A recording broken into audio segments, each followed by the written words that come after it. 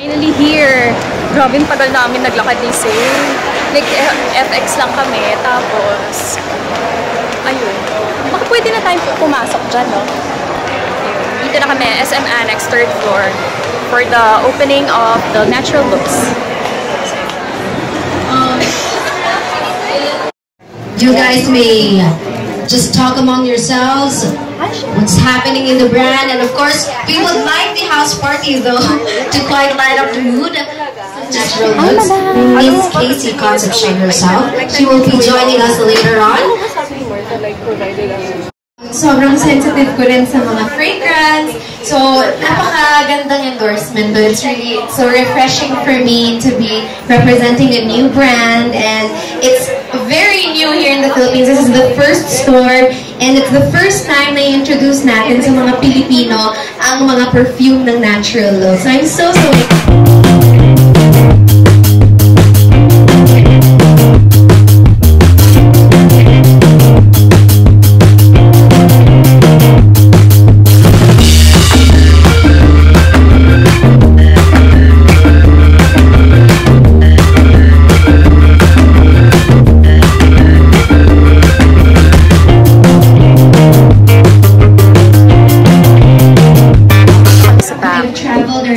backstage, back part kasi super daming tao doon.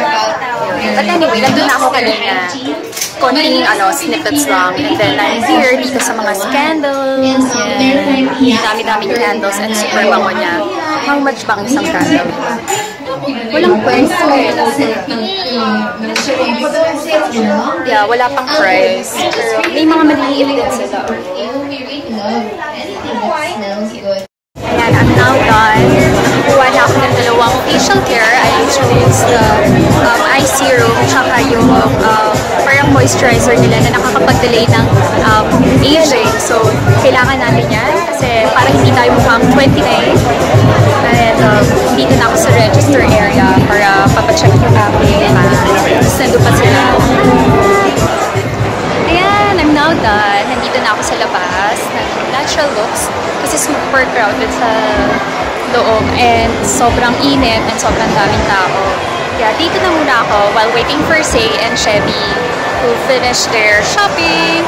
I'm so happy with my top 2 picks kasi pag fragrance yung kinuha ko, sobrang dami ko na kasing fragrance and mas nagfo-focus ako ngayon sa skin. Kita namin si Casey kanina, super ganda and payat siya talaga in person. Ang ganda niya, ang ganda ng makeup, matte na matte yung face niya. Sobrang dami tao talaga, nakakaloka. Anyway, after this, uuwi na rin kami. Boboto kay Pinay. Eh, paano pera ang gusto mo mapanood? Parang whole day niya pa yun. 10 pesos a day? Parang unlimited. Nangyari gusto kong manood ng Discovery. Ganyan. Now here in SNR, where is this? SNR near Rojas Boulevard. Yeah, nagsha-shopping kami. Well, actually, grocery shopping. More on cold meats. Kasi mas mura yung cold meats dito. Tapos bumili ako nito. Gusto ko try. Mura lang kasi siya. Yeah. Steak ko. Yeah, steak. Yeah, the steak. I'm with Kuya Roy. Hi!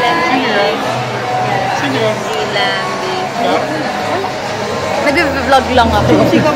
Time check. Ano na siya? 9:30 na. And we're waiting for the roasted chicken. Kasi ang isang roasted chicken, 199.95 lang. At 20 pesos for 1.5 liter Pepsi Max. Yeah. Chicken. Pero, syempre, chicken lang talaga yung bibili namin. Pwede na siya kasi roasted chicken siya. Tsaka healthy yun. Mas healthy siya. So, first come, first serve. Kaya nandito ako sa area ko. Time check. 10:30 na. No, ma. Ala!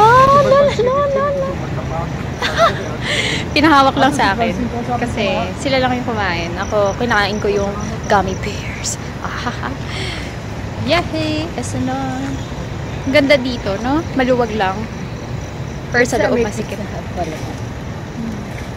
Dito kami sa Rojas Boulevard. Pag uwi namin, matutulog. Hindi naman matutulog. Ano pa pala ako? Magla-laptop. Check ko yung email ko. Messages. Viber. And then tomorrow, ng 1 PM, may make-upan ako sa Metropolitan. Tapos, after that, pupunta si Peanut, ang aking pamangkin, sa studio, tsaka si Ati. Tapos, Wednesday, wala naman masyado kasi Thursday, Christmas Eve na. Friday, Merry Christmas! Merry Christmas, candy lovers! I guess I'll end my vlog here. So, hope to see you soon. Take care and God bless. Bye!